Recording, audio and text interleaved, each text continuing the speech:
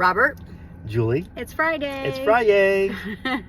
Okay, today on tour, this is what we decided we wanted to talk about.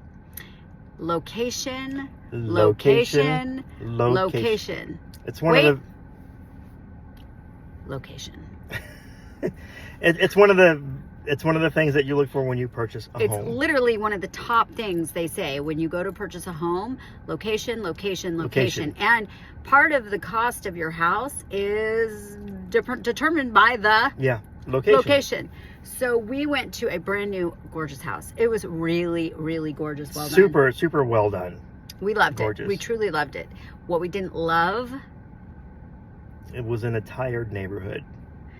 Just not a great forget about the actual neighbors, the entry. You know, people when they're buying a very expensive house, you want to have like the entry, you want to have the homes around you. You want that wow factor when you drive up to it. You don't want the people who are coming to your house for the first time being like, why are we in the hood? And then all of a sudden you pull up to this gorgeous house. It's just old and super dated and tired and and run down. And the reality of it is, Robert said, by the time this house needs a remodel, the neighborhood will look great. Right. So they're the seed for the neighborhood to... And it will. Right. This neighborhood will definitely come around. Yeah, you catch the neighborhood up, and they're the first ones to start it. So, like, there's this one, and then it could be 2 are being built next year, and then 2 more will be built in a year after, then maybe 1, and then maybe 3 more.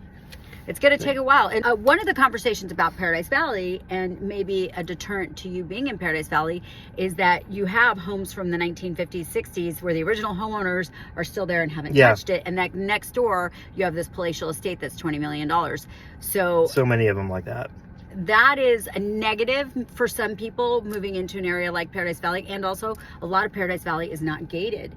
Yeah. But also at the same time, you might not care because you're going to be in the house for maybe 10 years or 10, 20 years or however long. I don't really care if my neighbor has a house that's 50 years old and looks like it needs to be torn down. Because you had the space to build. Right, because I really like this house and I really like what it has.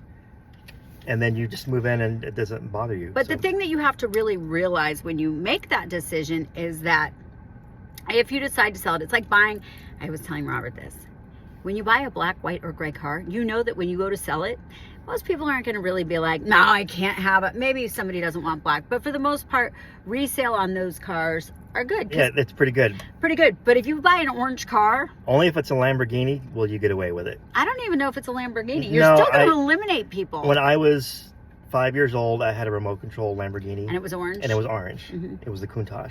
Okay, there you go. Well, Robert will buy your orange Lamborghini. Yeah, but you do take a risk on that, and you definitely take a risk on buying a home on a major street.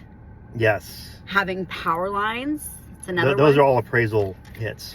So it's not even like, because we talk about this all the time. I'm like, I really don't care about road noise. I do.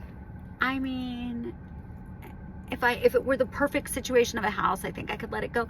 But then, okay, so it was okay with you, but when you go to sell it and you limit all these people that say, I won't have road noise. Yeah. Now all of a sudden your market gets smaller.